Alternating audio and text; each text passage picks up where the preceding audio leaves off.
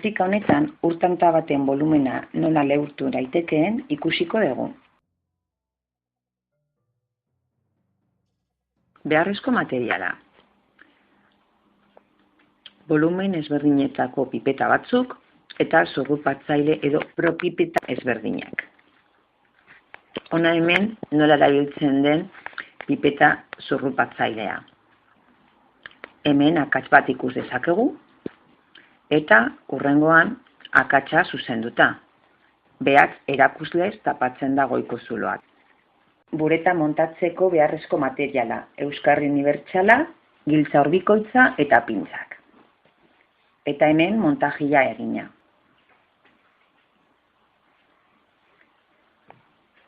Bureta erabiltzerakoan horrela ez dugu eutsi behar. Egin behar dena da hemen ikusten den bezala besarkatu giltza ezkerreko eskuarekin. Ikus dezagun prozedura buretarekin. Lehendabiziko gauza da zeroan enrasatzea. Horretarako kontuan hartu behar da paralelajea. Hemen ikusten da nola dagoen ondo enrasatuta zeroan.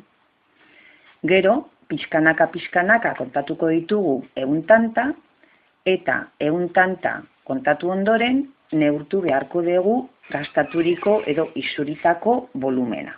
Horretarako itxiko dugu giltza, segundu batzuk itxaron ondoren, volumena ondo neurtzeko, berriz ere kontuan hartuko dugu paralelajea irakurketa ondo egin ahal izateko.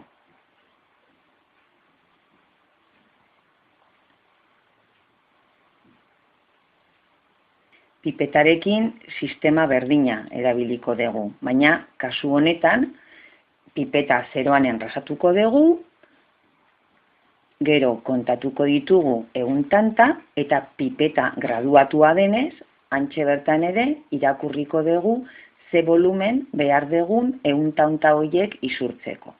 Pipeta aforatuaren kasuan, aforoan enrasatuko dugu eta kontatuko ditugu zenbat tanta behar diren guztiz usteko. Prozedura 3 aldiz errepikatu behar da tresna bakoitzarekin. 3 volumenen batez bestekoa kalkulatuko dugu eta zati tanta kopurua. Gure tantaren volumena zatiketa baten emaitza da.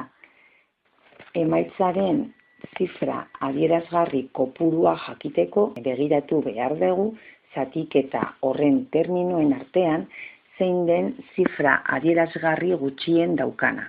Horrek baldintzatzen du gure emaitzaren zifra adierazgarri kopurua.